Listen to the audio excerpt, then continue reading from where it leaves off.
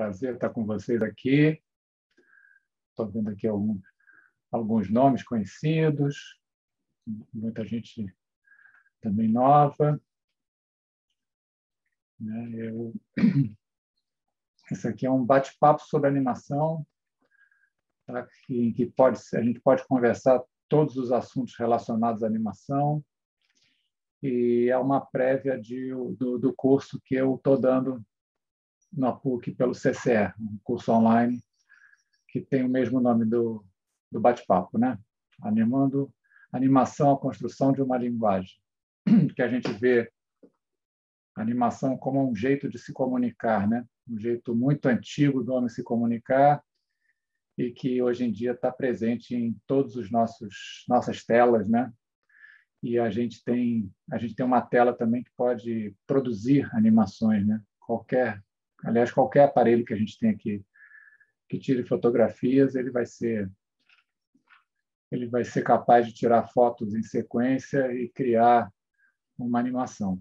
A animação é uma ilusão de movimento conseguida por uma sucessão de imagens ou desenhos fixos e que a gente encontrando uma maneira de desfilar essas imagens na frente dos nossos olhos com a velocidade suficiente para produzir uma ilusão de movimento, a gente tem essa ilusão e com essas ilusões a gente consegue contar histórias, né?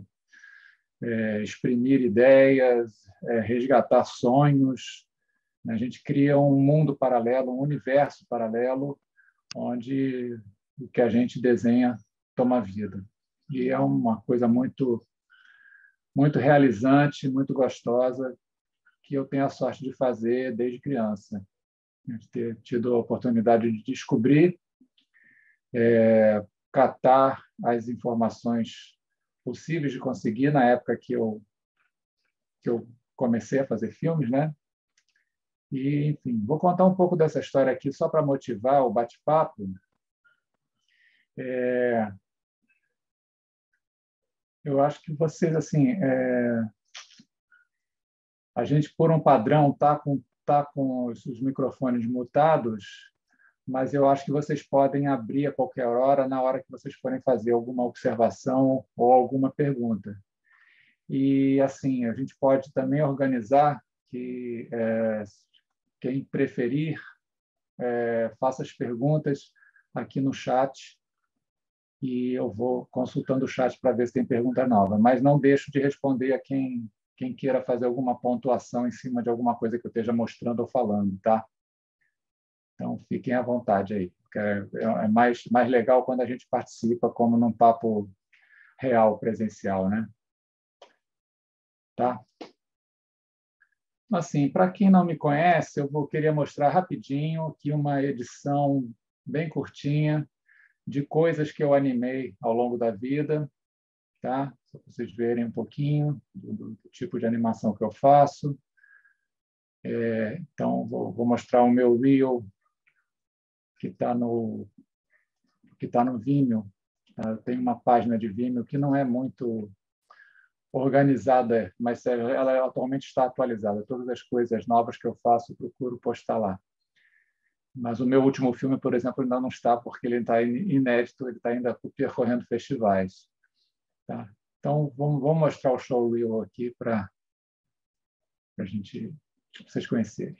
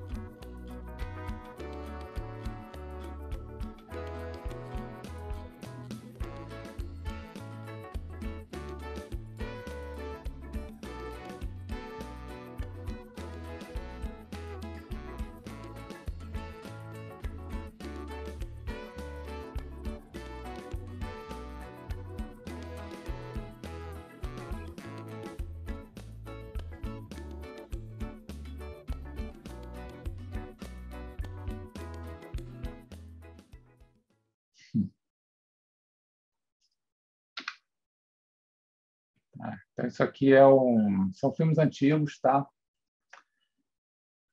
E a maior parte deles é feito com a técnica tradicional de desenhos, né? Uma série de desenhos que na época, né, no século passado, eram trabalhados com acetato, que é um material transparente, né? É o celuloide. E para quem não entendeu o que é acetato, é bom dizer assim que é aquela capa de encadernação quando a gente vai fazer um trabalho para a faculdade ou para a escola e vai num birô de xerox e pede uma encadernação de espiral. A primeira página é uma folha transparente, né, para proteger, para ficar bonitinho. Aquele material é o acetato, tá? Nos filmes do Disney se usavam milhares e milhares de folhas iguais àquela, com uma qualidade bem melhor do que a gente encontra na loja de xerox, e era fininha e bem transparente, então se podia fazer camadas, né, com personagens diferentes, e o cenário não precisava ser redesenhado, né? Foi um grande avanço na história da animação quando descobriram o acetato, porque aí se conseguiu fazer os desenhos com mais profundidade, com mais detalhes, e não precisava animar tudo, né? O cenário apenas deslizava por baixo dos personagens, né? Então eu queria contar para vocês um pouco assim de como eu comecei a fazer animação, né? A minha motivação para fazer animação foi realmente uma coisa interna, né? Eu nunca pensei em fazer animação assim, nem como profissão. Eu não pensava que não era possível, né? A gente, quando se falava em animação, as pessoas pensavam fora do Brasil, né? Mas eu queria ver meus personagens se mexerem, eu queria conseguir fazer isso. E eu consegui fazer assim de um jeito bem autodidata, né? Eu consegui alguma informação de como se fazia animação. Eu me lembro de ter assistido um documentário na TV preto e branco ainda, sobre os estúdios onde se fazia o Popeye, o estúdio dos irmãos Fleischer. E aí a gente via que a mesa de luz, né? Então aqui eu vou dar uma passeada aqui pelo meu estúdio. Isso aqui é a mesa de luz, é o disco de animação que a gente desenha e a gente pode girar ele. Está um pouco pesado aqui, mas quando a gente desenha a gente pode rodar as duas mãos. E a gente pode desenhar aqui como se fosse uma folha de papel solta, só que a animação está sempre presa nesses pininhos. E o papel ele era furado com essa furação, para manter sempre a folha fixa. A próxima folha que eu colocar está exatamente registrada em cima dessa, para não haver mudanças de posição, tremores e tal, né? E a gente, para desenhar, a gente usava luz por baixo, né? Então, acendia a luz e tal. Ali no cantinho tem um furador. Aquele que estão vendo ali na beira da janela é um furador pequeno para furar esses papéis. Então, é uma coisa muito especializada, né? Que, na verdade, nos meus primeiros filmes eu não usei. Eu usei isso aqui. Eu usei um furador com 2 furos redondos. E, para fazer esse registro, eu usava um furador comum de papel. Furava meus desenhos com isso aqui. E isso funcionou muito bem para os meus primeiros filmes, profissionais mesmo. E eu só passei a usar a furação profissional quando realmente já tinha ido ao Canadá, já tinha feito minha formação, assim, tá? Isso aqui que eu estou mostrando foi o jeito como eu comecei. Isso aqui foi a minha primeira mesa de luz. Eu tinha visto, né, o documentário do Popeye, mas falei, poxa, eu não tinha ideia daquele disco de animação, né? Falei, poxa, eu preciso de uma mesa de vidro, um suporte de vidro, Eu preciso desses pinos para prender o desenho. Então, eu construí, com a ajuda de um marceneiro que trabalhava na casa dos meus pais, eu construí aqui esse suporte para pegar uma câmera. Eu comprei uma câmera também, uma câmera Super 8, que tinha um cabinho. Tem um pouco eu não uso. A câmera ficava presa ali. Soltou. A câmera está presa ali, na distância certa para filmar os desenhos que estão aqui. E na câmera eu botava esse cabinho que, quando eu apertava, ele disparava apenas um fotograma do filme, Super 8. Então, isso aqui, eu vou mostrar a luz que eu usava, era a luz por baixo também. Eu usava luz por cima e luz por baixo. Então, eu tinha essa luminária aqui, ó, eu achei bonitinha. Essa aqui é a luminária original que eu usei mesmo. E com a luz eu podia superpor dois desenhos, sendo um cenário e outro desenho com personagem. No caso aqui, a personagem é a fumaça, porque é uma cena em que o personagem está em frente a uma fábrica e está saindo fumaça. Então, a fumaça só que é animada. Então, eu colocando eu furava minhas folhas de vegetal com o furador de papel, tinha dois pininhos aqui de madeira do lado, e eu colocava, então, os desenhos aqui, né, sucessivamente, para desenhar e depois para filmar, né? Eu tirava o suporte da câmera para fazer os desenhos, depois colocava a câmera para filmar. E isso foi feito aqui, sim, da minha cabeça, e felizmente funcionou, e eu continuei fazendo animação, aprendi outras técnicas mais padronizadas e cheguei lá. Então, assim, gente, isso tudo, eu mostrando aqui um pouco improvisadamente isso, é um pouco para encorajar vocês, a quem não fez animação ainda, a não dizer que não tem recursos. A gente pode fazer animação de qualquer jeito. Dá para fazer animação do jeito mais simples, com lápis e papel, ou com o melhor computador que vocês conseguirem ter, né? O melhor software. Mas o que interessa sempre é o que você quer dizer com aqueles desenhos ou com aquela ideia, né? E realmente a animação, como é essa ilusão de movimento, ela é muito atrativa, ela permite muito a gente comunicar com as pessoas realmente, né? Voltando aqui do meu passeio, já que eu falei disso, do encanto que faz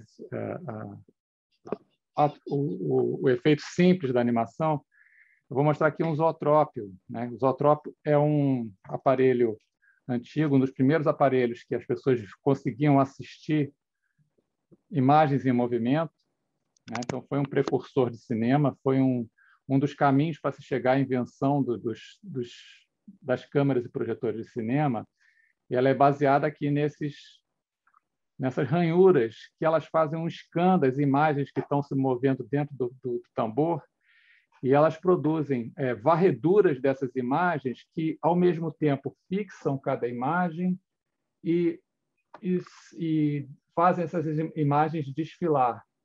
Então, nesse modelo de isotrópio aqui, que eu fiz para aulas, né, para usar em aulas, depois a gente levou para o Animamundi, para as oficinas, tem uma oficina de isotrópio no Animamundi.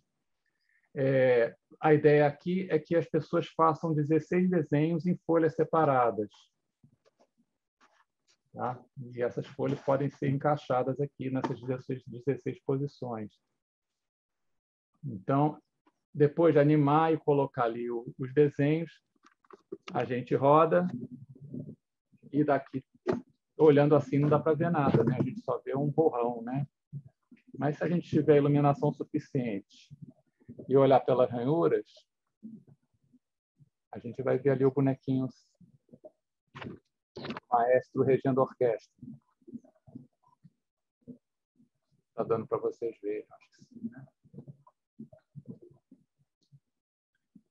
Então, isso são truques que ainda têm muito atrativo, né? A gente conhece também os fenaquistoscópios. Esse aqui eu não consegui arranjar um espelho para tentar ver se ele funciona online. Mas é a mesma ideia do zootrópio, só que ele foi antes do zootrópio. Então, assim, só uma pessoa podia assistir de cada vez. A gente rodando aqui, olhando pelas ranhuras, você vê a imagem que está repetida atrás. Então, quem gosta de animação gosta dessas traquetanas, né? E elas ajudam bastante a gente a entender o que está por trás dessa ilusão de movimento.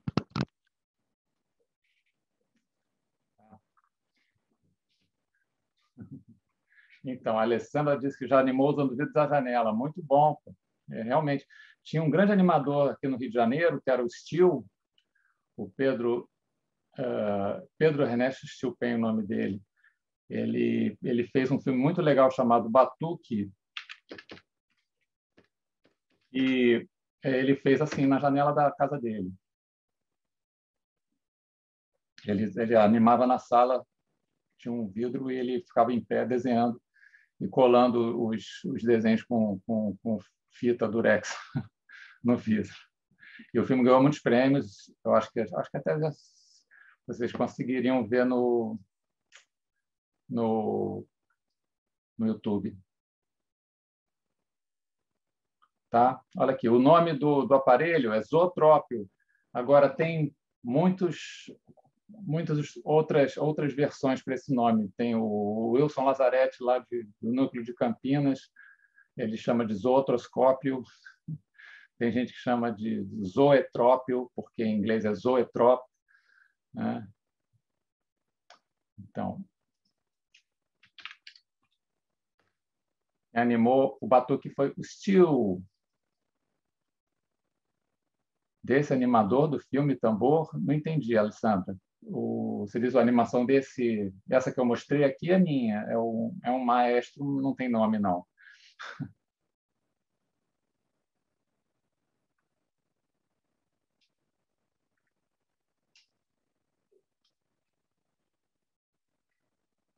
Tá?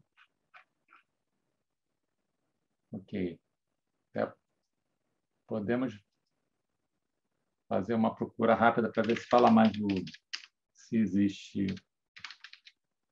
o filme do Stil. Ele aparece aqui na Cinemateca Brasileira, mas não sei se tem.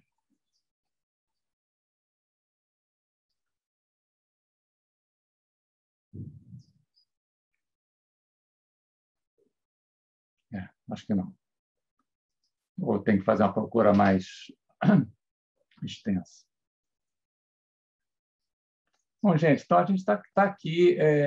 O meu curso, a gente vai ver assim, essas técnicas ancestrais só na primeira aula, assim como um caminho mesmo para se descobrir, né, o potencial da linguagem da animação. E depois a gente vai falar de fundamentos, né, do que a gente precisa estar atento quando a gente vai criar desenhos ou sequências de imagens para fazer um filme. E vamos tentar também elaborar algum tipo de projeto que as pessoas possam interagir e criar uma mensagem ou várias mensagens, né?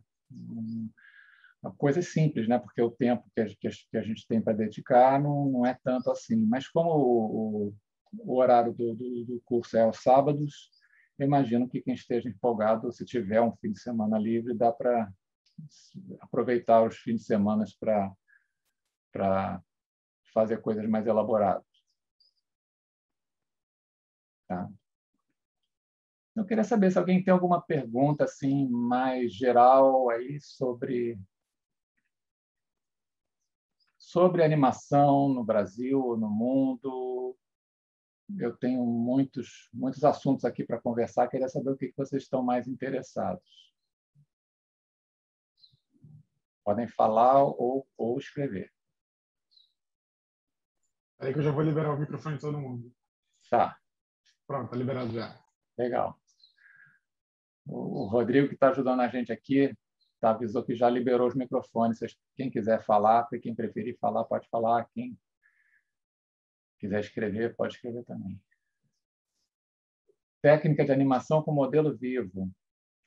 Então, essa técnica, eu acho que você está falando de uma técnica uma experiência que eu fiz com um filme chamado Homem-Estátua, que foi uma experiência que ela surgiu nas minhas aulas de animação.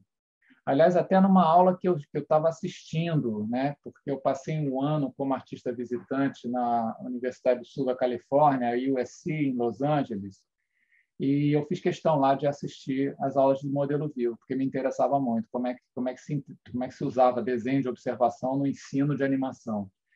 E tinha um professor fantástico chamado Corny Cole, que ele era um animador, assim, tinha animado em vários estúdios, e ele fazia assim poses e exercícios bem interessantes, né, com modelos. E as pessoas, muitas vezes, elas sentavam assim em volta do modelo, né, para cada um ver um ângulo diferente. Era um círculo com um modelo no centro. E eu fiquei pensando ali naquela aula, poxa, o que será que acontece se a gente filmar esses desenhos, a gente conseguir registrar esses desenhos, né? Porque eu pensei logo no problema do registro, porque cada pessoa iria desenhar num padrão, numa proporção, né? Mas era o mesmo modelo, devia ter alguma coerência ali, né? E aí eu guardei essa ideia. Na época até estava popular aquele filme Matrix, né? Matrix, The Matrix, que tinha umas cenas em que o personagem dava um salto e congelava no ar e a câmera rodava em volta dele, né? E aquele era um efeito que era feito dessa forma. Eram várias câmeras em círculo que filmavam todos os frames dos movimentos dele. E, em certo momento, eles, em vez de pegar só a linha de uma câmera, a linha de tempo de uma câmera, eles pegavam frames de todas as câmeras que estavam em volta. Então, isso criava um efeito do personagem estar se rodando no espaço, né? Rodando no ar. E eu pensei, bom, a gente pode adaptar isso para animação. E aí, numa oficina que eu fiz até lá em Porto Alegre, eu resolvi botar em prática isso. Lá na usina do gasômetro, uma oficina que eu fui chamado para fazer lá. Eu resolvi testar isso. Então, a gente desenhou uma modelo e depois botou as fotos em sequência no aparelho que eu tinha de animação lá, e ajustando o zoom, né, para os desenhos ficarem mais ou menos todos na mesma proporção. E não é que deu certo, deu um efeito muito interessante. Posso até tentar mostrar aqui, para pegar aqui para vocês uma cena do Homem-Estátua, para quem não para quem não conhece essa coisa, né? E eu achei assim tão interessante esse efeito que eu passei a usar nas minhas aulas. E porque ele é uma amostra que a ilusão do movimento ela é muito mais forte do que o desenho que tá em cada imagem, porque as pessoas desenhavam, às vezes você tinha pessoas com estilo totalmente diferente. Eu fiz experiência com crianças desenhando, com gente que nunca tinha desenhado na vida, e mesmo nessas experiências a coisa funcionava.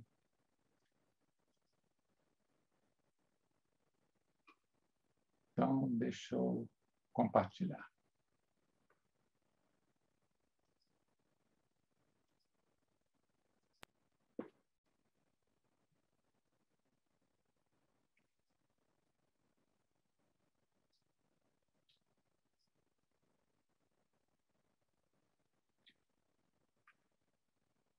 Vocês estão vendo alguma coisa? Para mim, a tela está preta.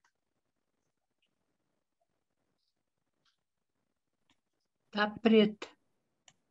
É, que estranho. Tem um botão aqui, Optimize Videoclipe, acho que não vou clicar ele, não. Será que é isso?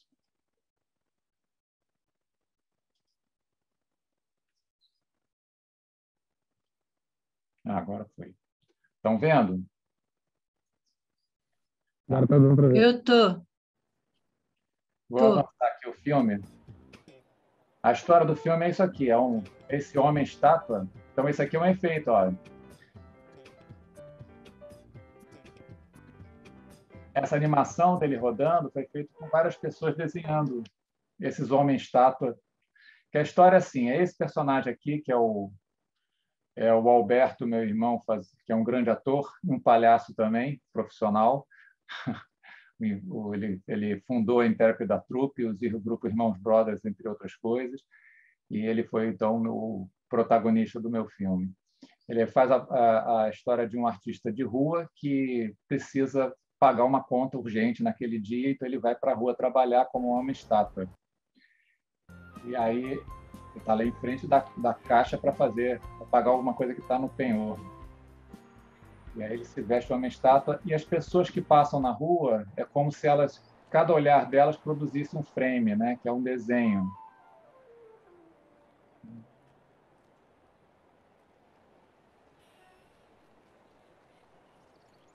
Essa é a minha sobrinha, que era criancinha. Então, a criança também faz. E cada pessoa que pinga ali, ele está chegando mais perto de cumprir a meta dele, né?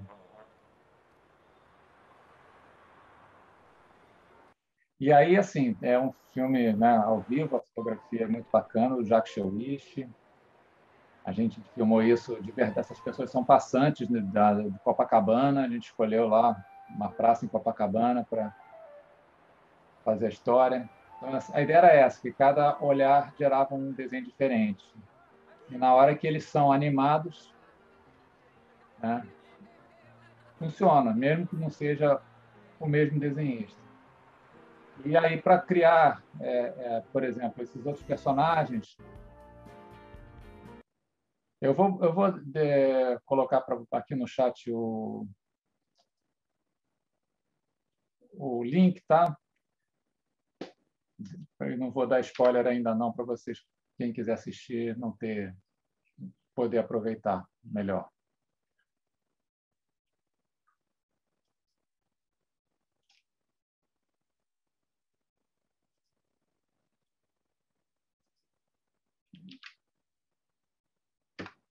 Então, aqui está o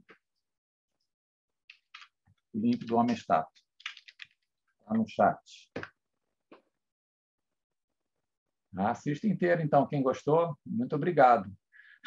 Mas quem puder, assista inteiro. Então, vamos seguir aqui as perguntas. A Elisa queria saber mais sobre... é isso mesmo que eu respondi. A Duda, queria entender como funciona o roteiro de animação. Ele é produzido da mesma maneira que um longa-metragem comum? Não, ele é diferente do longa-metragem comum. Quer dizer, o formato até pode ser igual, né? Existe um formato de roteiro que você escreve de um jeito que cada página corresponda a aproximadamente 1 minuto de ação, né? Então, dá para ser escrito assim. Mas o que está dentro do roteiro de animação,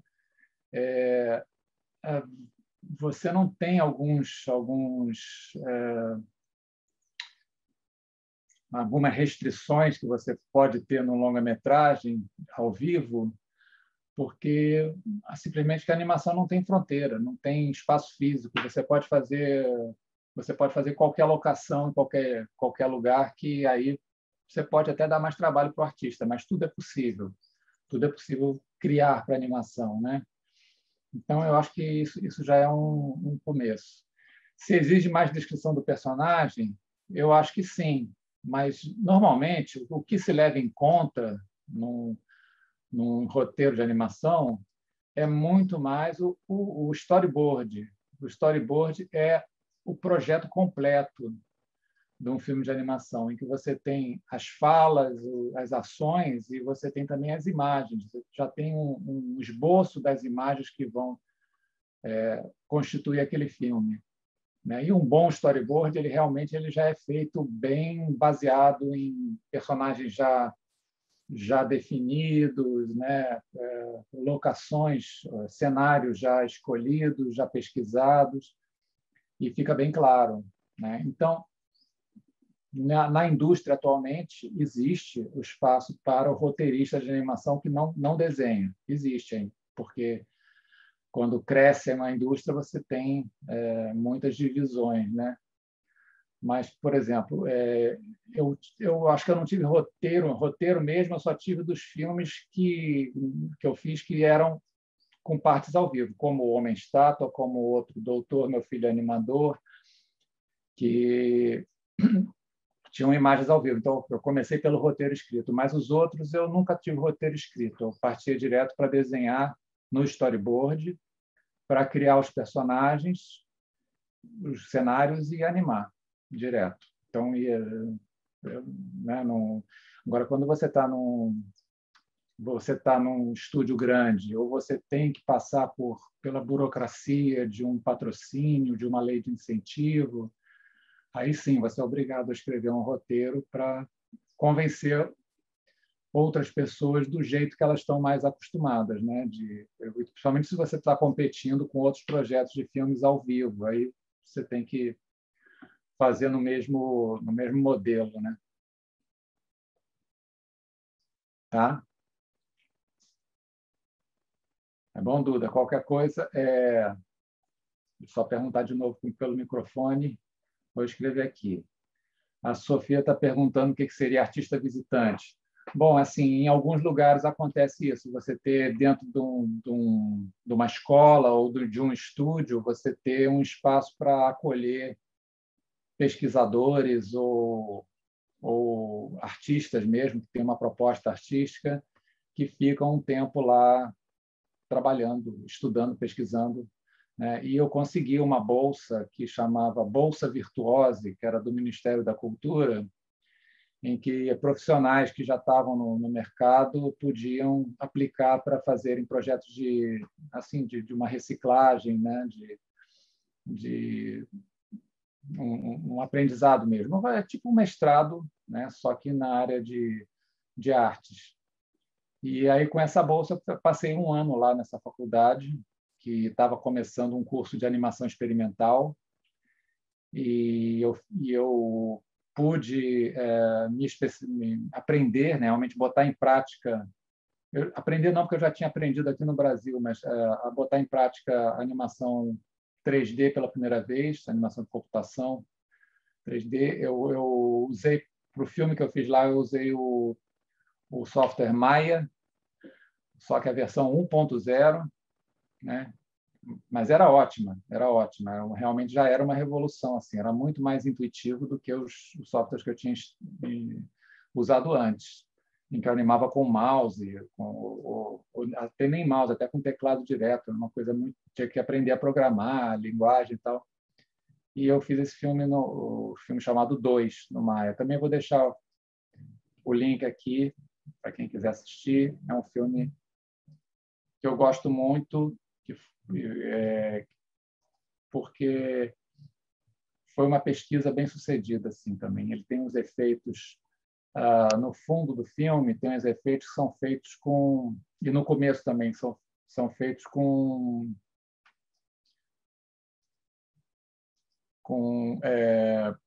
riscos feitos diretamente na película 35 milímetros. Tá? Estou colocando aqui o nome do filme e o link dele no vídeo. Tá? Então, vamos voltar aqui para artista visitante. Já respondi. Obrigado pelos elogios, gente. Começa o processo de criar um personagem?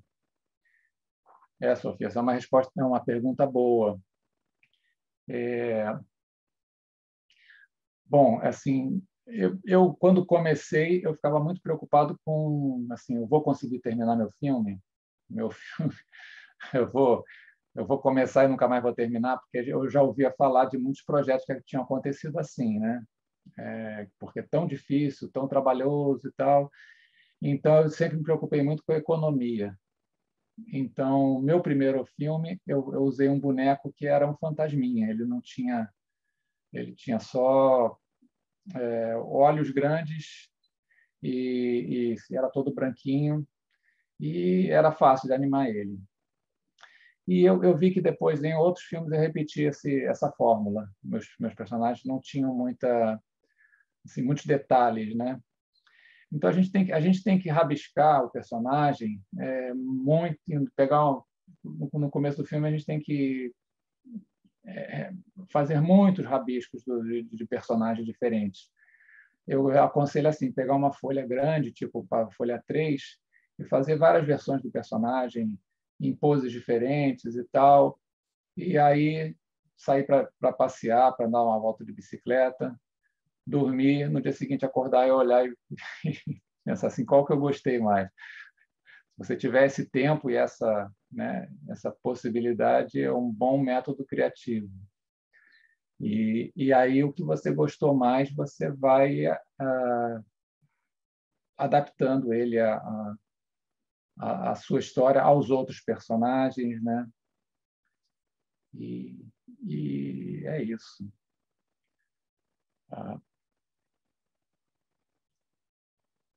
É muito importante. A história do personagem é muito importante.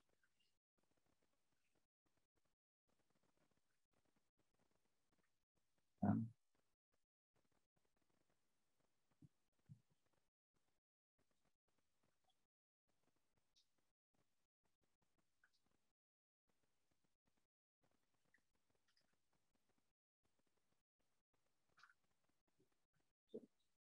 Hum. A Washington, legal, obrigado pelo falar do Animando. O Animando né, os meus colegas, mais especificamente o Wilson Lazzaretti, que eu falei agora há pouco, né, que ele é o fundador do Núcleo de Cinema de Animação de Campinas, que começou 10 anos antes de mim, né? Então e ele faz um trabalho muito legal de educação, né, de animação feita por crianças e tal. E ele me mandou ontem um e-mail dizendo: estou escrevendo um texto aqui sobre o seu curta para mostrar para os meus alunos aqui da Unicamp e me pedia que eu fizesse uma revisão do texto e tal, né? Eu vi um texto assim super elaborado, muito bacana, que ele publicou no Facebook ontem, descrevendo o filme, né? Falando dos detalhes, né? Eu respondi para ele que eu costumo passar o filme uma vez assim para as pessoas assistirem, né? Vou botar o link aqui também para vocês, né? É fácil de achar também, Animando Marcos Magalhães Vimeo. Vocês vão dar nessa mesma página de Vimeo, mas eu vou botar o link daqui a pouco. Esse filme foi fundamental para mim. Eu já tinha feito um filme bem profissional aqui no Rio de Janeiro. Foi o meu segundo filme em 35 milímetros, o primeiro a cores, que foi o Miau. E esse Miau, mais tarde, ele ganharia um prêmio no Festival de Cannes, né? Eu terminei ele em julho de 81, fiz uma sessão no Cinema Cândido Mendes, em Ipanema, ali para lançar o filme, mas eu tinha esse projeto aí de ir visitar o National Film Board do Canadá. E eu consegui obter também uma bolsa da CAPES, da Embrafilme na época, para passar um tempo lá, para passar 3 meses. Podia ser em qualquer escola de animação do mundo, porque eles tinham a Embrafilme tinha se dado conta de que não existiam cursos superiores de cinema para algumas especialidades aqui no Brasil. A animação era uma delas. Então, eles abriram esse edital de bolsas. E no edital tinha assim um monte de países que eram oferecidos, né? Alemanha Ocidental, Alemanha Oriental. Na época o mundo estava dividido, né, entre capitalismo e comunismo, né? Depois da Segunda Guerra, ainda existia o Muro de Berlim. Tchecoslováquia, Polônia, Estados Unidos. Não tinha Canadá e eu queria ir para o Canadá. Então, o que eu fiz? Eu peguei e escrevi cartas para o Canadá e falei que eu queria ir para lá. Eu já tinha tido a sorte do meu primeiro filme, que chama Mão Mãe, que também está lá no Vimeo. Ele tinha sido classificado para um festival na Polônia. E eu tinha ido à Polônia no ano anterior, em 1980. Tinha ido lá, consegui também uma passagem da Embrafilme para ir lá, né, representar o Brasil no festival na Polônia. E foi uma experiência incrível, né, muito legal. Mas eu vi quais eram as condições na Polônia, né? Não eram fáceis, né? A vida não estava fácil lá, estava no final no final não, estava no auge talvez, mas estava numa fase difícil lá do regime político, né? Da cortina de ferro. Para entrar na Polônia eu tinha que ter um visto lá super rigoroso, um monte de revistas, é um negócio meio tenso. E bom, aí volta lá para a bolsa da Embrafilme. Eu queria ir para o Canadá e consegui passar na bolsa, né? Fui classificado para ir para a bolsa e eles me telefonam e falam assim: olha, tudo certo com a sua bolsa, você vai para a Polônia. Aí eu falei: como assim? Não, porque a gente tem um acordo lá com a escola da Polônia. Eu falei: não, mas eu não quero ir para a Polônia de jeito nenhum, eu estive lá, não quero, eu quero ir para o Canadá.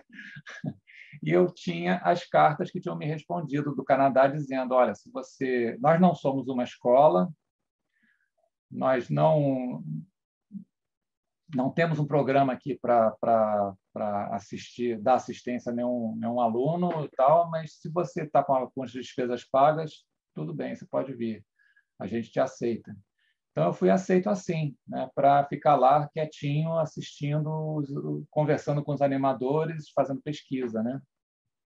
E eu fui assim, desse jeito, levei os filmes que eu já tinha feito na bagagem. E chegando lá, a primeira coisa que eu fiz foi procurar o Norman McLaren, que era o grande nome, que era o fundador do departamento de animação, e mostrar para ele os meus filmes Super 8 e os dois primeiros curtas que eu tinha feito, né? E aí ele gostou. Ele falou: poxa, você já anima, tal, pode ficar por aqui e toma aqui. A gente tem uma sala aqui vaga com um disco de animação, tem material à vontade, uma lata de negativo, tem uma câmera aqui que a gente não está usando mais, que a gente usava ela para fazer testes, mas chegou um equipamento de vídeo aqui, que era uma novidade. Em vez de fazer o teste em película, faz o teste em vídeo. Então, a câmera está ociosa. E aí, esse monte de boas sortes, né, juntaram e eu fiquei lá feliz animando o meu filme, experimentando técnicas de animação, podendo, assim, eu estava em dúvida de alguma coisa, eu dobrava a esquina, ia até uma sala e batia no especialista daquela técnica para perguntar como é que eu faço, que material que eu uso. Então, foi a melhor escola, né? Eu acabei, em vez de 3 meses, eu passei 5 meses, eu consegui uma prorrogação de 2 meses, que o McLaren assinou para mim, né, dizendo: olha, eu recomendo esse adiamento e tal, e a Embrafilme concordou.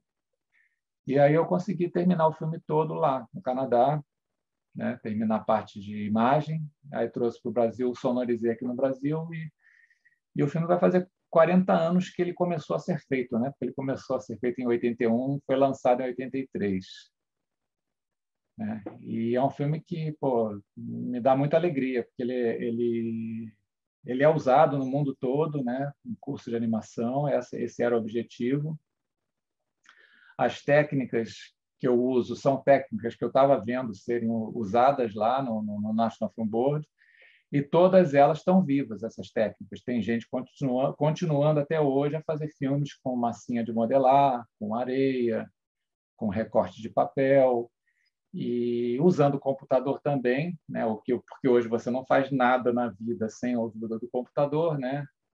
Tudo passa por um chip ou por alguma conversão para digital. mas o computador ajudou muito essas técnicas analógicas, né? Então, a gente vê hoje um filme de massinha muito mais bem feito, porque você pode, por exemplo, uma questão na massinha, você precisa que o personagem esteja sempre imóvel e equilibrado em cada hora que você vai tirar uma foto. Isso na minha época, agora não. Agora os animadores de stop motion, eles usam umas traquitanas, assim, verdadeiros andaimes em volta do personagem, que não vão aparecer no final, porque ele vai retocar cada frame com o Photoshop. Então, assim, na hora de animar, ele está seguro de que o boneco não vai despencar. Ele pode estar cheio de apoios. E depois ele pega e... Nem ele, né? Um assistente vai lá no Photoshop e limpa todos os frames para tirar todos os vestígios do andaime que segurou o boneco. Então, assim, é muito legal ver isso e ver que o filme ainda está vivo, né? Bom, estou vendo que tem um monte de perguntas aqui.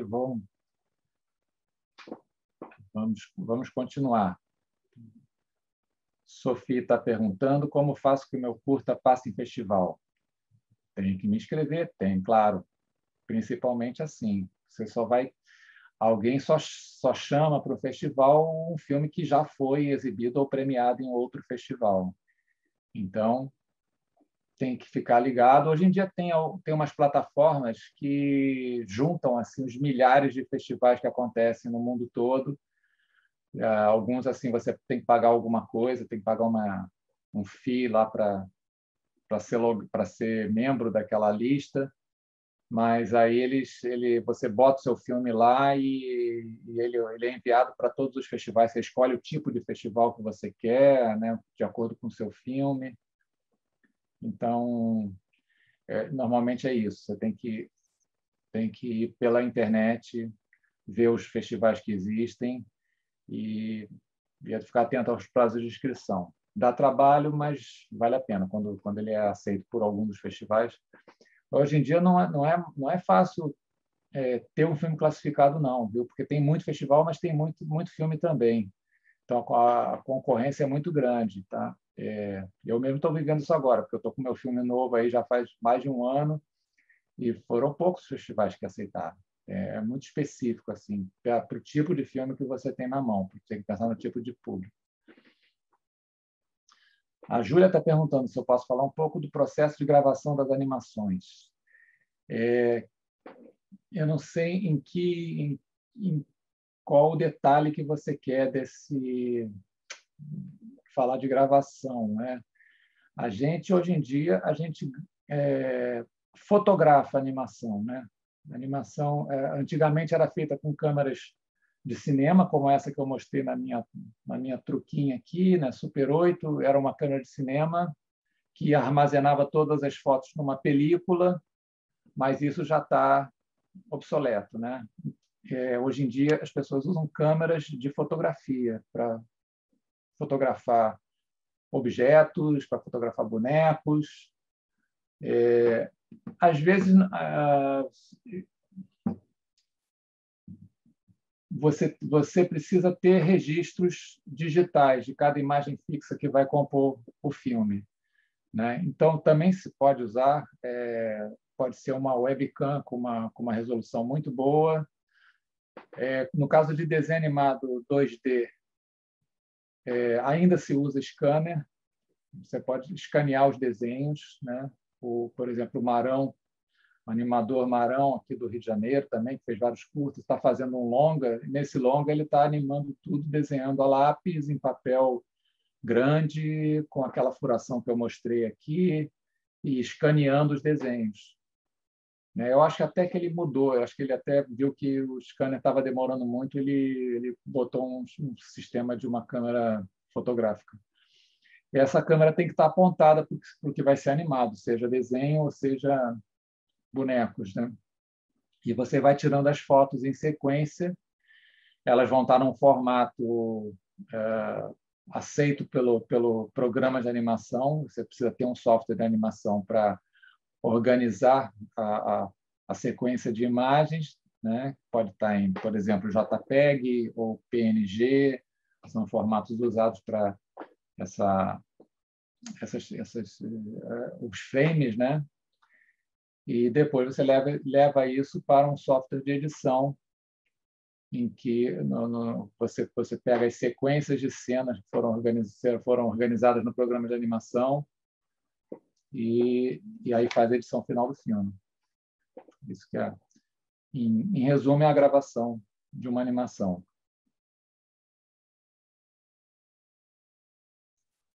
Tá?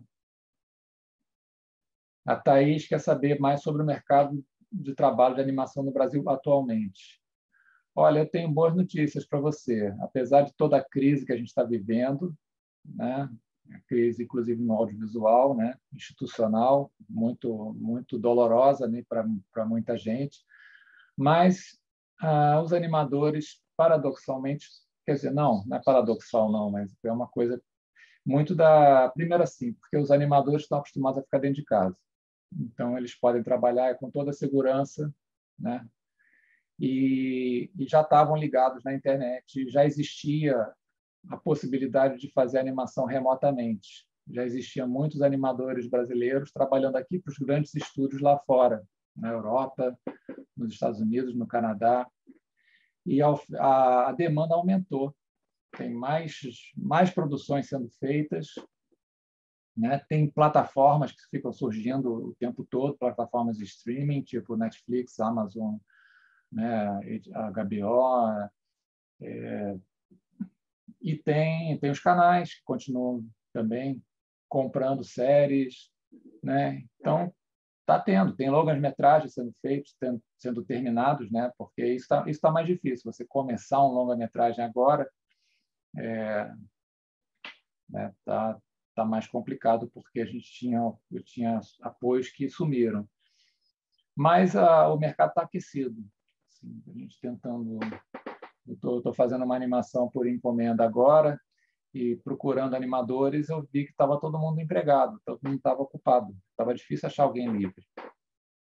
Então, a gente tem aqui no Rio de Janeiro, a gente tem vários estúdios que produzem conteúdo próprio, né? Em São Paulo tem mais, no Brasil todo existem estúdios assim regionais, né? No Paraná, no Rio Grande do Sul, na Bahia, Pernambuco, Belém, né? Então, o mercado tá bem, assim, dentro da conjuntura total está bem. Então, aí o Márcio emenda aqui, né? Se eu posso falar sobre como o público vê a indústria e a produção de animações no país em comparação a como era alguns anos atrás. Você está falando assim do público aceitar animações brasileiras, é isso? A gente está vendo uma coisa muito positiva, porque hoje em dia a referência das pessoas é muitas vezes de animações brasileiras, né? Assim como as pessoas antigamente falavam de Bob Esponja, ou de Mickey, ou de meninas superpoderosas, né? Hoje em dia elas falam de Irmão do Jorel, de Peixonauta, de Amigãozão, né? Personagens brasileiros que nasceram aqui, que foram desenvolvidos por estúdios brasileiros, por animadores, artistas, né? Brasileiros e geram até produtos de merchandising, né? Eu comprei ovo outro dia, o ovo era do Show da Luna, ovo caipira do Show da Luna. Eu comprei esse, claro, né? Para incentivar ali, mas me disseram que ganha muito pouco. Na verdade, a marca. Mas eu tinha visto de outra vez, eu tinha visto também um produto que eu vi na banca de jornal um monte de brinquedinhos do Show da Luna. Mandei um e-mail para a Célia Catunda, né, que é a criadora. Ela falou: poxa, que pena, não... isso é tudo chinês pirata. A gente não ganha nada. Mas, pô, pelo menos só acontece com quem é famoso, né? Essa pirataria. Então, eu acho que ele está sendo muito bem recebida, né? A animação brasileira hoje em dia está muito mais reconhecida do que algumas décadas atrás, quando era quase inexistente, né?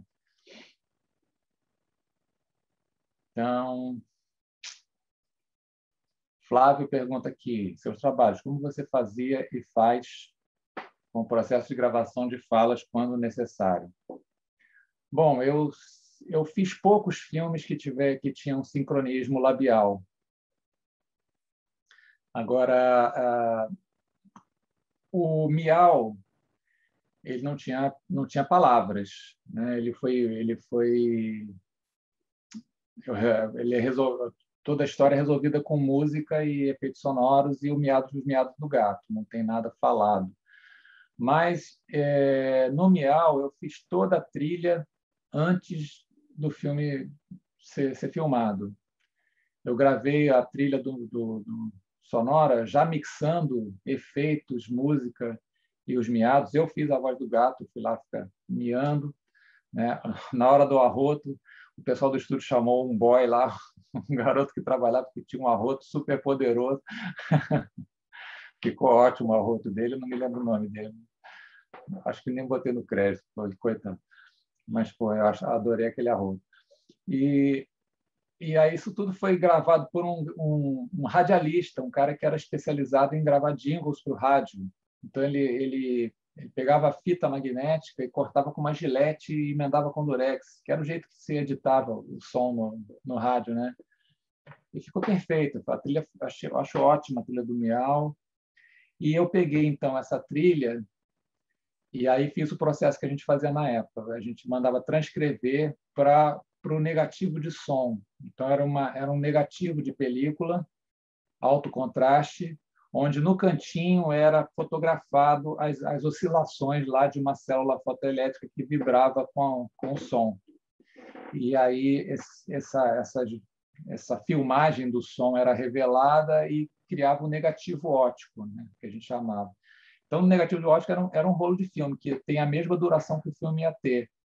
E aí eu ia com uma enroladeira e um marcador de frames e acoplado a um leitor de som óptico, eu conseguia ouvir o som e identificar em que numeração de frame estava esse som. Então, eu fiz um caderno que está em algum lugar ainda aqui nesse estúdio, mas vai ser difícil eu achar agora. Mas era uma apostila com todos os frames de 8 minutos de filme, né? Alguns milhares de frames, mas aí ela estava tudo anotadinho. No frame 1247, o gato começa a abrir a boca para falar miau. Então, eu tinha uma boca desenhada para a hora que ele falava o M de miau, o I, o A e o U, né? E aí eu consultava a minha ficha enquanto eu estava animando lá, eu botava a boca certa, disparava e o marcador da câmera me dizia qual era a numeração do frame, do próximo frame que eu tinha que separar. Então era assim, um trabalho super planejado, né, que tinha que ser feito com muita paciência e tinha que cuidar muito para não fazer erros. E assim, aconteceram alguns erros, sempre a gente está com sono, né, se distrai, toca o telefone, e aí você não sei o que aconteceu, aí você filmou errado. Aí eu identificava o que eu tinha feito de errado e botava um aviso assim, dizendo assim, ó, cortar os 4 últimos frames. E aí continuava a animar. Aí eu mandei revelar, né, a filmagem, e uma pessoa que importantíssima no laboratório, que era montadora de negativos, né, que era a Ângela, que era aluna de uma pessoa lá também que foi assim uma lenda lá do laboratório líder, né, que era a Madame Marchand, que era uma francesa que trabalhava na França e veio fazer esse laboratório de montagem de negativo, né? Só mulheres assim super cuidadosas, todas vestidas de branco, assim, parecia uma UTI de um. E ela pegava então o negativo do filme e ela lia esse aviso, cortar os últimos 4 frames. E aí ela cortava, colocava e estava consertado o erro que eu tinha feito. E o filme podia ser sincronizado com aquele negativo de som. Então, eu achei incrível, porque eu mandei o negativo de som, mandei o negativo com essas coisas, a pessoal, a equipe da Ângela montou o negativo e o filme saiu ali, a primeira cópia sincronizadinha. Agora, hoje em dia, você grava as coisas separado. Você chama os atores com as falas. Você ainda não animou nada, você mostra o storyboard para eles, ou o animatic, se o seu filme tiver. Não, o animatic, na verdade, ele pode ser feito depois das falas gravadas. E as pessoas fazem várias gravações de todos os diálogos, depois isso é editado por um cara que tem um talento igual lá ao editor de jingles que fez o Miau. Ele edita tudo no tempo certo para ficar tudo né, editado junto. E depois, na hora de animar, sim, existe essa ficha. Igual a apostila que eu fiz para o Miau, tem um software, uma planilha de Excel que tem lá o número dos frames e que fala está sendo dita em cada frame. E aí você anima seguindo essa referência. Opa!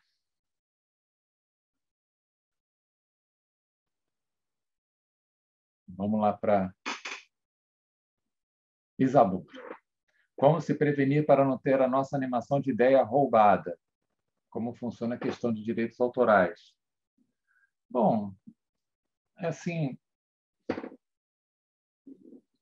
roubada é difícil, né? Eu entendo você, eu sempre fui muito preocupado com isso também. Assim, alguns, não todos, mas alguns roteiros, desenhos, projetos de filme, eu tomei a precaução de registrar na Biblioteca Nacional. Alguns editais até exigem isso, que a ideia esteja registrada, né? Então, fica aí a orientação, né? A Biblioteca Nacional tem eu não sei como é que chama agora, né? Que ministério que está cuidando disso, mas tinha um lugar de direitos autorais em que você pode registrar um roteiro de filme e os desenhos de personagem, né? Assim, e aí aquilo vale para dizer que você foi o primeiro que teve essa ideia. Mas você tem que ver se a sua ideia é realmente original, né? Porque existem muitas ideias que são simultâneas, né? Que não dá para uma pessoa dizer que ela é dona de uma ideia, né? E assim, se você tem um filme, por incrível que pareça, é uma coisa nova que está acontecendo, que é a gente ter alguém que recolha direitos, como acontece com a música. A música é uma atividade que é comercial há mais tempo, né? A gravação lá desde os sambas, né? A indústria de disco no Brasil sempre foi forte, então os artistas se organizaram, os artistas da música se reorganizaram bem antes dos artistas do audiovisual para criar um mecanismo para poder recolher direitos autorais, né? Então tem o tal do ECAD, que os músicos nem sempre estão satisfeitos, mas pelo menos recolhe alguma coisa referente a direitos autorais, e tem gente que vive disso, né? Que tem um número de composições assim com sucesso que consegue algum retorno.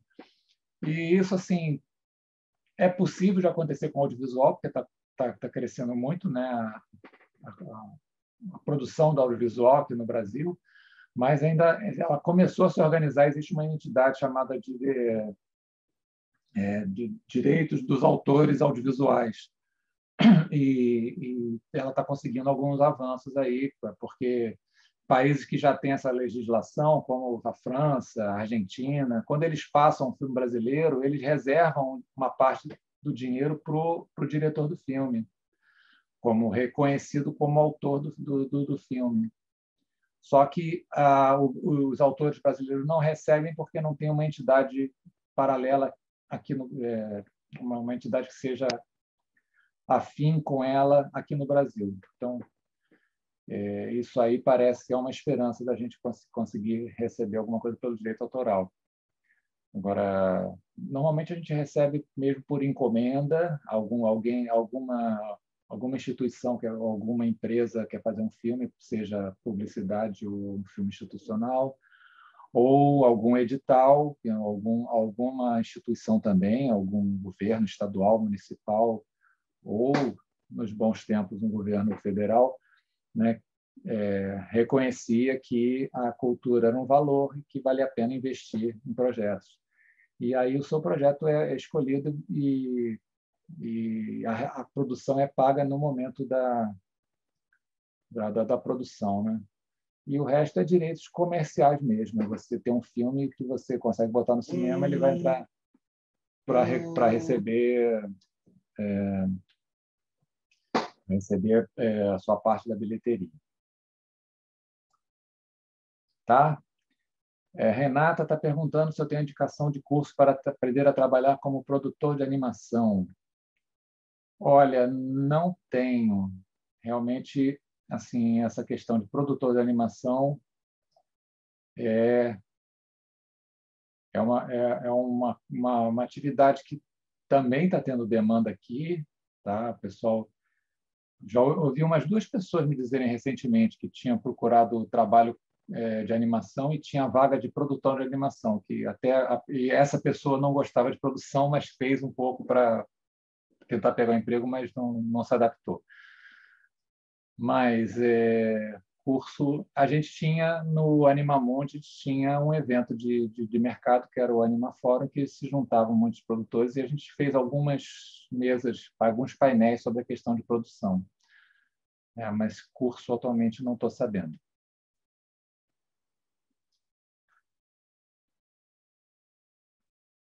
Então, estou vendo aqui, Isabel, você tinha feito uma pergunta referente à pergunta da Thaís. A Thaís perguntou sobre o quê? Agora eu não me lembro. Sobre o mercado de animação. Isso, ela havia perguntado sobre mercado. Você está perguntando se é sobre animação. Se a sua resposta se existe alguma divisão, né, algum direcionamento, se é mais voltada para o universo do 2D ou do 3D, ou se pode ser considerado para os dois lados. Não, para os dois lados. Se bem que assim, que o 2D ele ficou sendo o padrão para animação comercial. Essa animação que está tendo demanda de animação infantil, né? A gente tem muito mais projetos em 2D do que em 3D. Porque o 3D é mais caro, mais especializado, né? Então, eu acho que o 2D tá com mais demanda. Aqui no Brasil, né? No Brasil, Tudo bem. Mas 3D tem mercado, sim. Tem mercado para... Publicidade continua fazendo muita coisa 3D, né? Mas conteúdo próprio, não. São vocês pensarem assim, as séries que existem no ar, assim, conhecidas, 3D as 3D são meio exceção, né?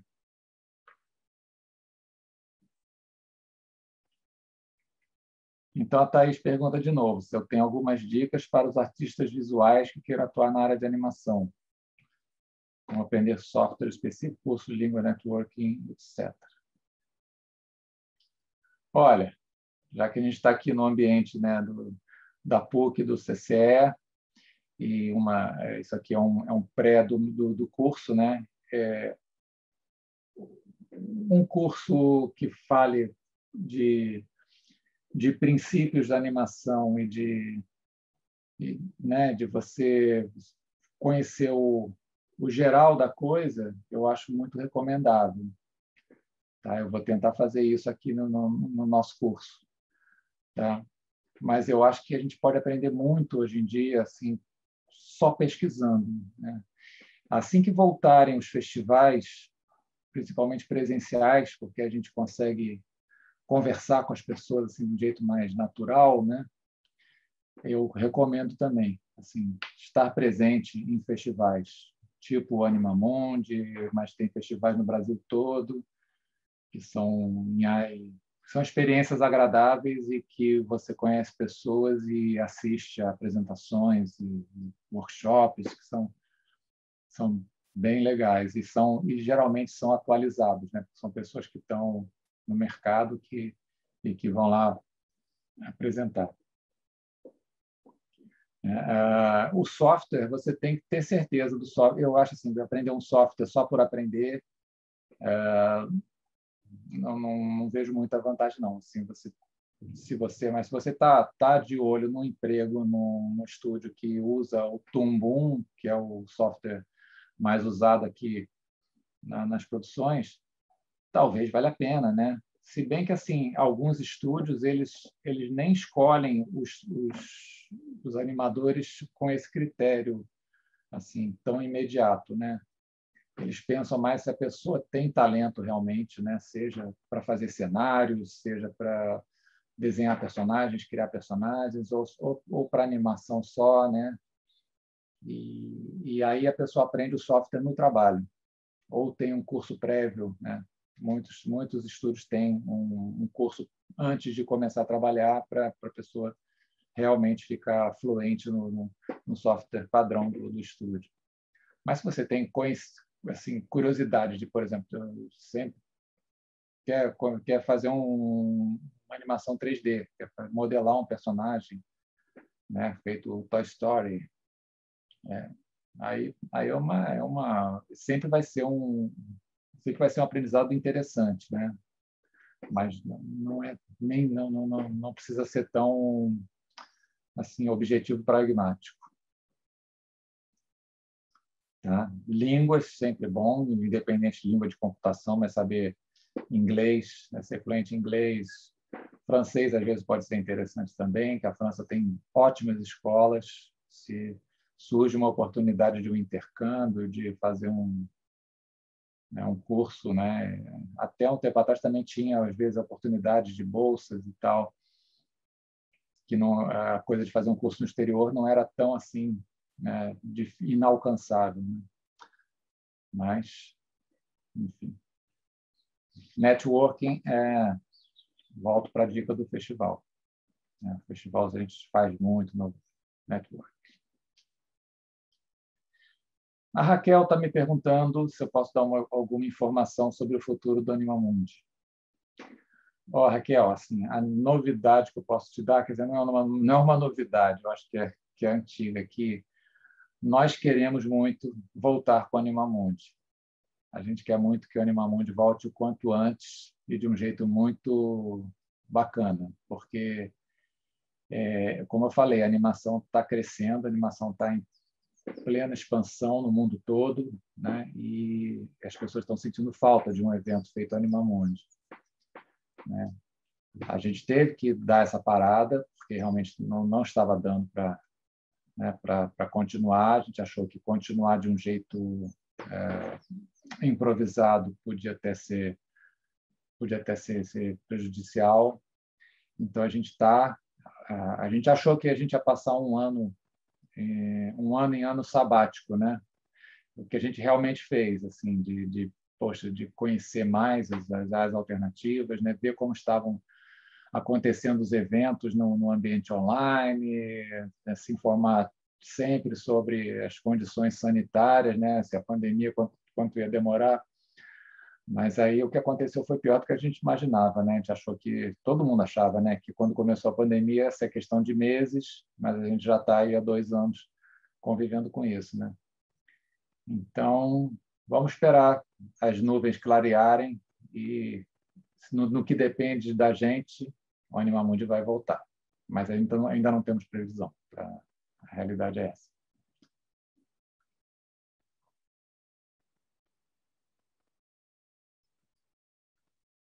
Tá?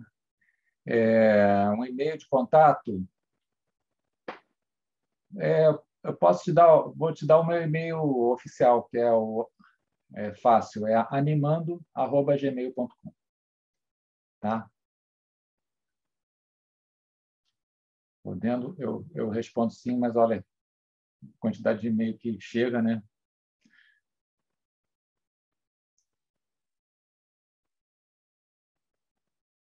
Tá.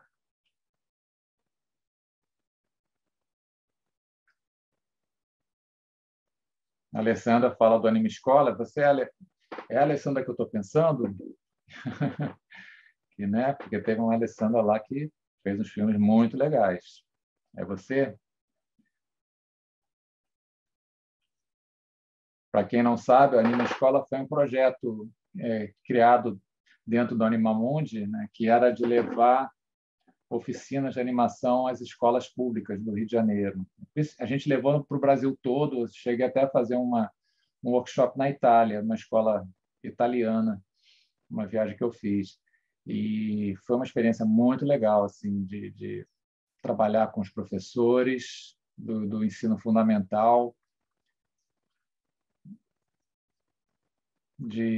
você mesma, Alessandra. Que legal que você está aqui.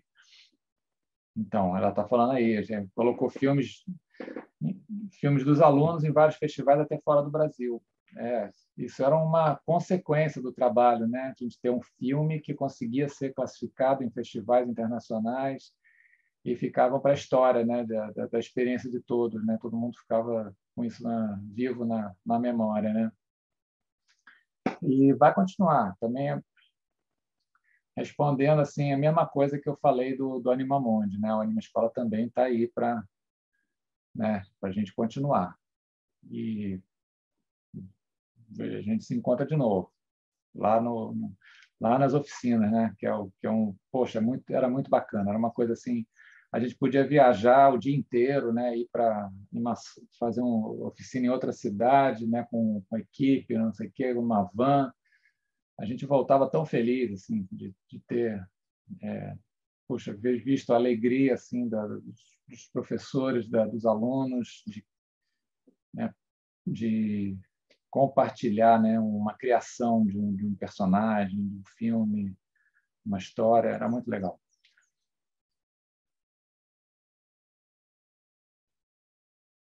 Então, aí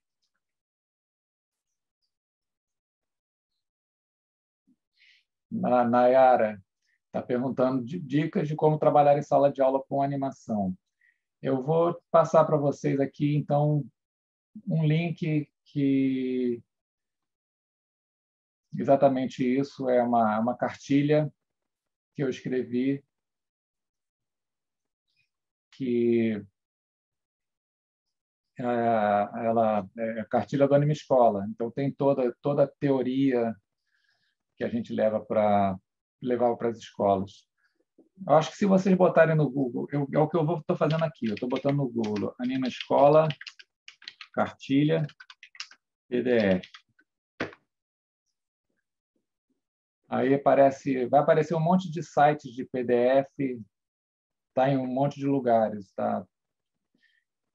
Você escolhe aí o link que for mais confiável e baixa. Porque o nosso site não está ativo. Então, tinha no site algum lugar. Eu cliquei no aqui, Media Storage Sec. O primeiro link que apareceu, e apareceu a cartilha, é só fazer o download lá. Vou botar esse link, então, no chat. Espera aí.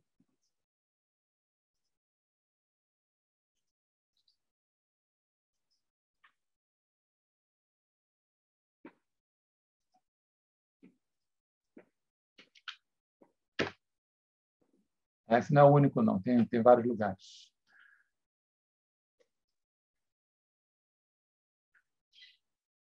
Então, onde é que estávamos? O Washington perguntando se há outros eventos nacionais ou internacionais sobre animação. Há vários, Washington, muitos mesmo. Aqui no Brasil, eu sei de um que vai ter agora, porque o meu curta novo, que chama As Novas Aventuras do Kaiser, vai estar competindo. O festival chama Animatiba, é lá em Curitiba, um festival de animação em Curitiba. Então, eu não conheço, mas eu conheço o diretor do festival, que é o Paulo Munhoz, que é um animador com filmes muito bacanas e uma produção muito legal. Então, prestigiar o festival dele, né? E tem a Animage, no Pernambuco, tem um festival de stop motion no Rio Grande do Sul, Porto Alegre.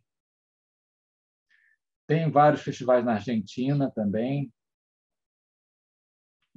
E hoje em dia, agora, por exemplo, está acontecendo um festival que não é de animação, mas é de filmes infantis, no Uruguai, que chama Divercine, que também está com o meu filme As Novas Aventuras do Kaiser, também está sendo exibido lá. E no exterior tem o Festival de Annecy, que é o festival mais antigo, né, na França, e que aconteceu esse ano, já aconteceu misto de presencial e online. Acredito que no ano que vem deva ter uma parte grande de online também, tem que pagar uma taxa e fica com acesso aos filmes. Enfim, é pesquisar na internet. E existe uma associação brasileira de cinema de animação, a ABCA, onde também você pode se filiar e receber essas informações. Existe um monte de listas de grupos aí de Facebook e tal, que dá para se manter atualizado.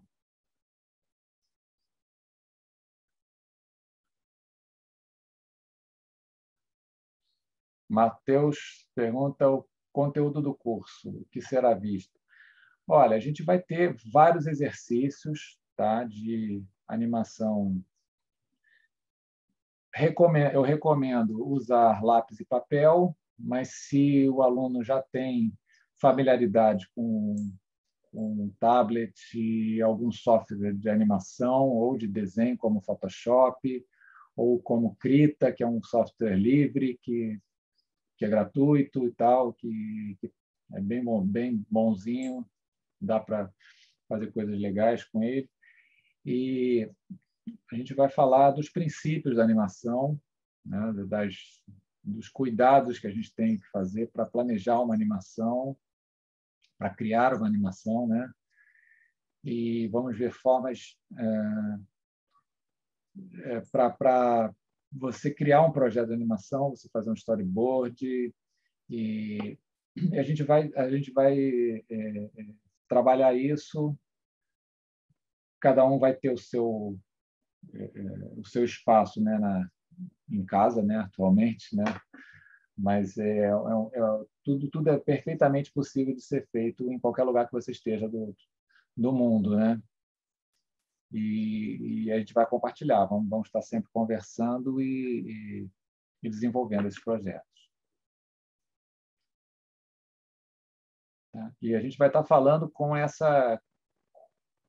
objetivo, né, de usar a animação como linguagem, né?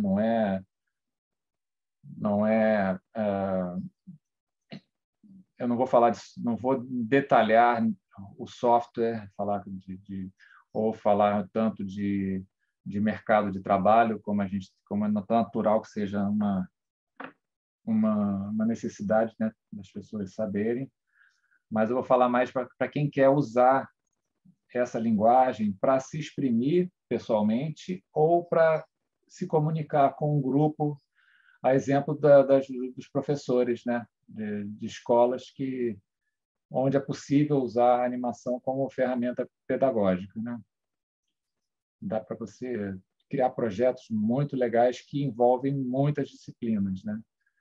É engraçado que assim no Anima Escola a gente fez ele por 20 anos e não eram só professores de arte, acho que nem eram a maioria os professores de arte, né?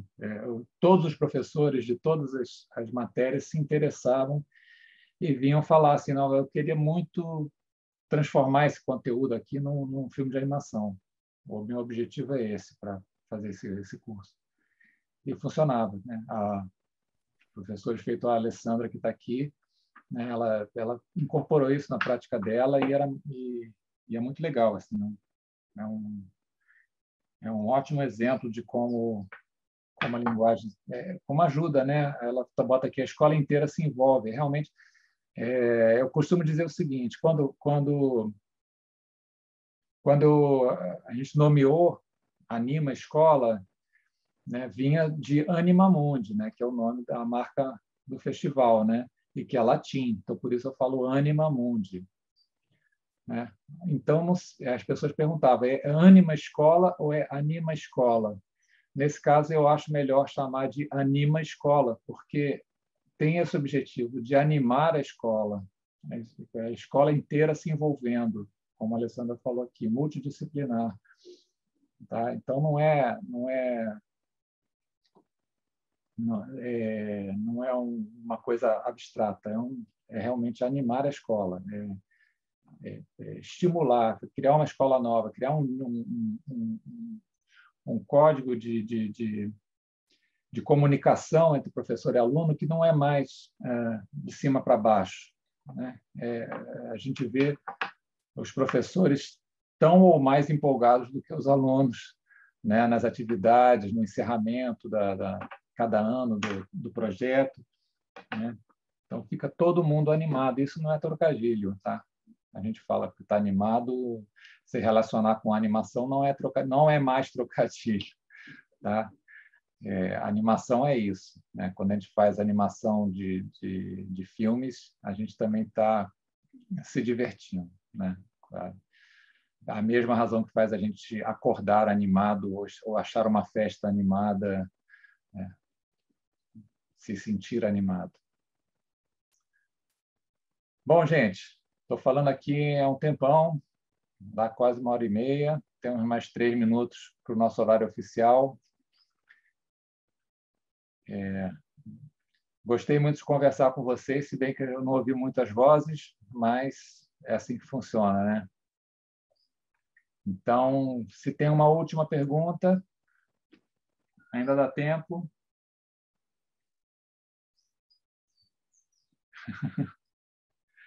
É verdade, também trouxe alma à escola. Alma é isso, né? Alma é uma vida, é o que faz a vida ser animada, né? A vida sem alma não tem graça nenhuma.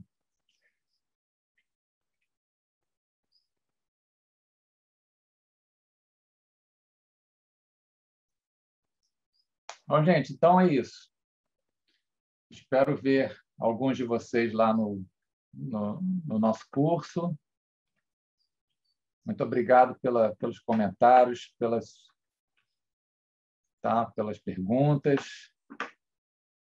Ensino superior para quem quer trabalhar com animação. Olha, tem algumas faculdades aqui no Brasil que têm ótimos cursos. Tem a UFMG, tem um curso mais antigo dedicado à animação, né? Aqui na PUC tem um curso de design, onde eu dou aula de animação. A gente tem um laboratório, tem esse domínio adicional, que é uma série de matérias que dão ao formando em design ou em comunicação um diploma adicional de animação, né? Tem escolas em São Paulo muito boas, e se você tiver, como eu falei antes, tiver a oportunidade de ir para o exterior, só para estudar, para depois para voltar, né? Que eu acho que é o melhor, foi o que eu fiz, né? Trazer esse conhecimento para cá, eu acho legal.